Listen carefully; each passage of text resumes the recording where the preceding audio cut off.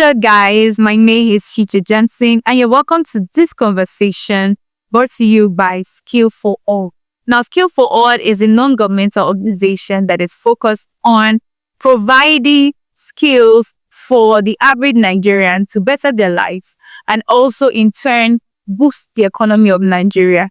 So today we're basically going to be having a very interactive conversation where we'll be talking about why these skills are really important, because a lot of people have been talking about skills being important and why people need skills and all of that. So today we're going to really be talking about, they are going to be delving into the importance of these skills. We're going to be doing it in the lighter notes, not so formal, not so professional, so that you can get engaged as well. So I won't be doing this alone. I have someone that is in the business of skills already. So I'm going to be having this conversation with him. I cannot wait to welcome him. In fact, let's welcome him now. Let's put our hands together. Drum rolls as we welcome Mr. Benjamin. Yay! You're welcome, Mr. Benjamin. Thank you. It's good to have you because I've anticipated you coming to the studio for us to have this conversation.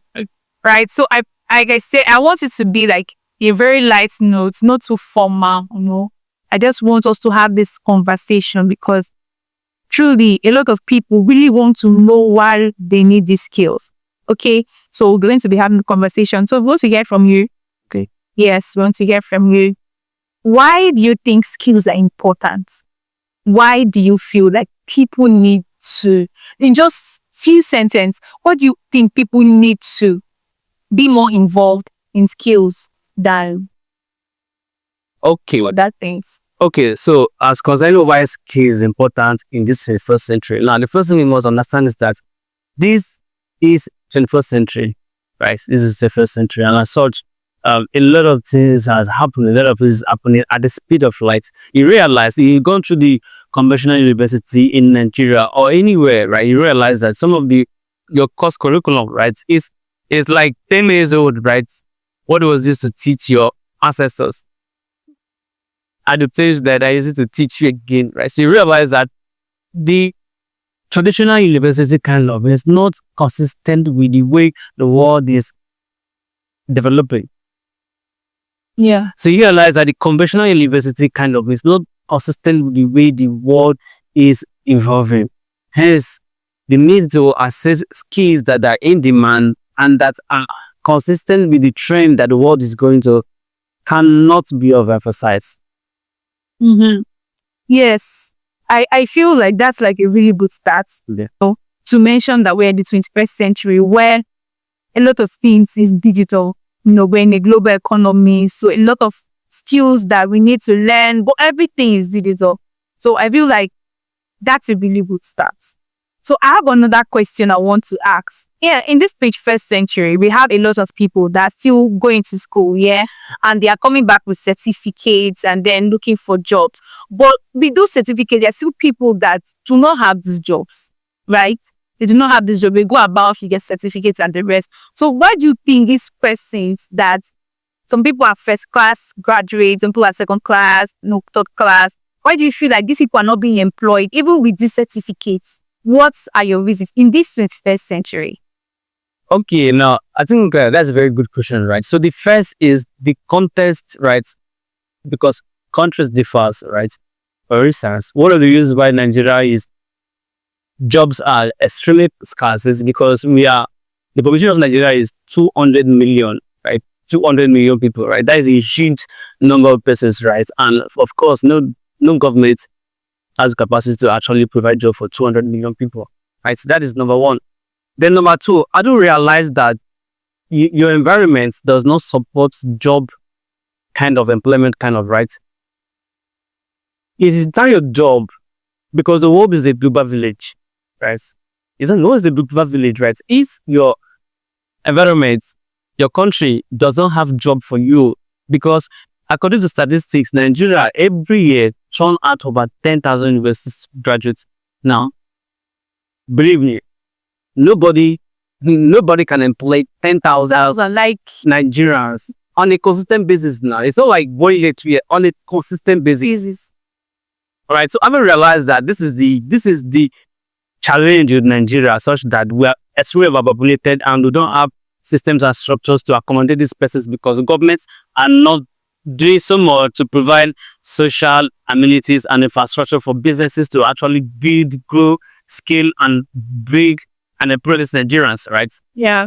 You, as an average Nigerian, now the reason why I believe that most Nigerians are not employed is because they have not been able to understand the global space. It's able to understand that it is a global space, right? Most of them are limiting their opportunities to Nigeria, which is a very bad decision. It's a very bad choice, right? Yeah. The world is way much bigger than Nigeria, right? So anyone that's on your hopes is that the government, private sectors are going to employ you, right? You're not the only one doing that. You have thousands of people on the same queue with you. What is your own advantage? This is why most people that are really smart, that understand how this game works, are deciding to take advantage of the global opportunities as well as positioning themselves to profit and support their own personal economy. No, okay, amazing. I think there's this question I want to ask. Another one. So it's still relating to what you have said. Okay. So how do you define being employable in 2025? Do you think it is about your degree or it's about the skills that you've learned? Okay, so now that pressure is a bit tricky, right? Because both are, very important, right? Yeah. So recently, this Elon Musk, right, the richest man in the world, right, he made a tweet. What was said in that tweet is that tweet is actually online. You can find this, right? So find it on YouTube, Facebook, X, find it everywhere. The tweet is extremely popular. So he said that he's looking for people to work with. That first must be intelligent, must be talented, you must be driven, and you must have an idea of coding. How to build stuffs, how to build tools, how to build apps. Those are the things he said. He said he's ready to work with you with or without degree. Right? This is because most of these Silicon Valley giants, most of them are college dropouts, right? Because they are so too intelligent for the school confine, right? They decided to actually explore that's how far can I go if I use my abilities, right? Then because they realize that the things they are teaching them has no relevant significance in the real world, right? So concerning your question as what skills or rather what do you think is more proficient for employability in this generation? Is it the skill or the degree? Now, both are very much important, but if you have both, the better for you. Right, because school too is important because you realize that if you bring someone that's an illiterate and build somebody that's a bit educated and put them side by side and then take them to do something, you realize that the one that's educated will have an edge. We call it unfair advantage. Ability to reason, to interpret things is an advantage, right? So get skill, get educated. Both are equally important. But in all you're getting, ensure like getting the relevant digital skills that are essential in your generation. Amazing. So you're not picking anyone now. You're not taking sides. You're not saying you're not agreeing that it's just degrees that we need. I am not saying that it's just skills we need. So you're saying a combination of the both, right? It helps you get employed in 2025. Okay, now, so what are the skills that you think youths are to concentrate on now, to better their lives? Since we are in a digital economy, what kind of skills do you feel youths need to be engaged? All right, so that's a very good question. Now, to you, as a youth living in Nigeria, what digital skills should you pay attention to? The first on my list is artificial intelligence, right? And AI is moving at a very fast pace, right? Just yesterday, we were introduced to ChatGPT, and then today, there's already DeepSeek, right? We're still trying to get acquainted with ChatGPT. Now there's DeepSeek. And just a few days from now, there's Grok, right, by S, right? So it's moving at a very, very fast pace such that you really, really, really have to pay attention to the AI space because it is where the next centimillionaires, according to the word of Stripe Masiwa. It said this is where the next centimillionaires are going to emerge from. And as an African, this is your time, right? Because most of us, right, as Africans, we have been greatly marginalized. Africans have been greatly marginalized such that we are not given the opportunity to participate in global decision making. And for someone like me, I was all around when Nigeria discovered crude oil in the 1970s. The people that were around at that time took advantage of that dual role and were able to discover oil years and created generational wealth. I wasn't around then. I have not been born at that time. But most of you watching this podcast, you're not around at that time as well. But this one, you're around.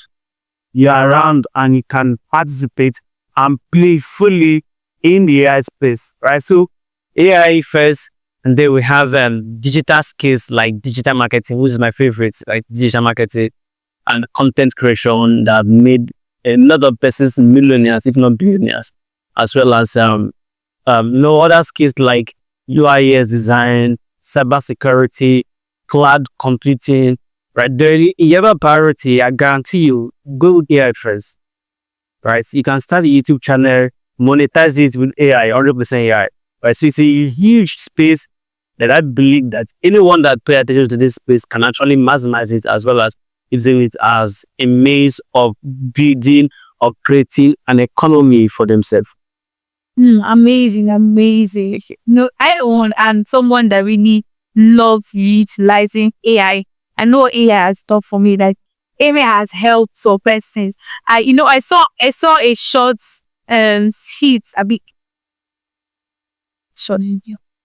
I saw a short video where they were asking a graduate who is he thankful for after graduation.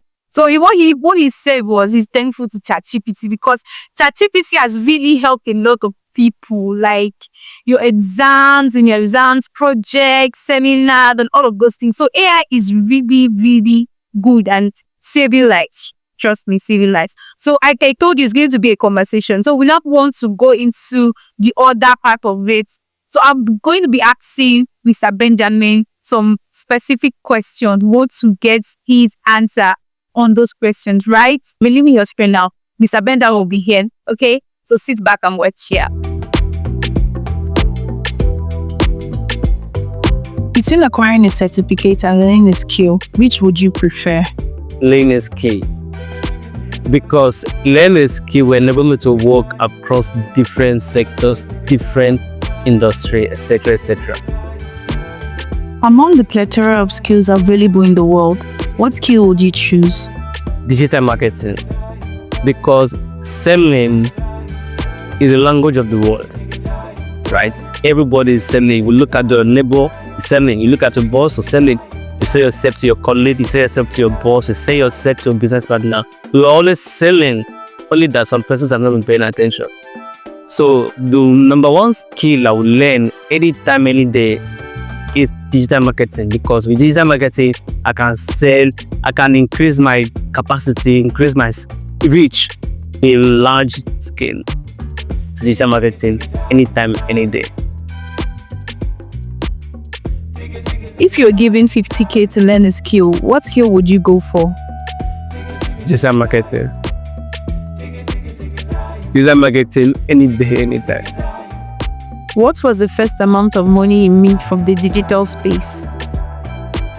So the first amount I made was 10,000 naira. That was in Makurdi when I was still a student then.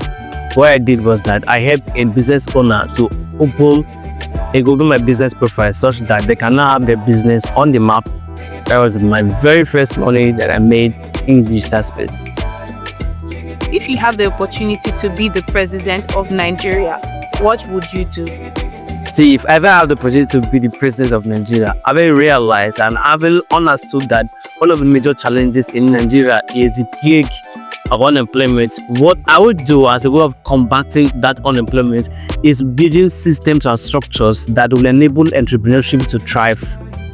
That's number one. And the second thing I would do is that I would build massive tech hubs, such like the one they have in Silicon Valley, to enable entrepreneurship, to empower our youth, to build systems and facilities that will enable every Nigerian that is interested in building capacity, in learning about skills, to make it easily accessible for them so that they can know these things, learn about these things, and build an economy for themselves. That is what I would do. This will, in a way, empower every Nigerian to participate in the global economy. This and this I would do. That is if I eventually become the president of Nigeria. So you've heard from us why it is important for you to get a skill today. People are pissing the back. Time is not waiting for you. You don't have all the time to yourself. Get a skill, because right now we are in a digital economy. This is the 21st century, and everyone knows to thrive in this economy, you need to get a skill, especially a digital skill, to better your life. So if you're serious about taking up the next step, Skill for All is here to help you. Like I told you, we are all about providing skills for the average Nigerian. And we have programs that are running currently. So don't miss out on this opportunity. Click on the link below and get registered with us. We love you. Have a pleasant day ahead of you. Bye.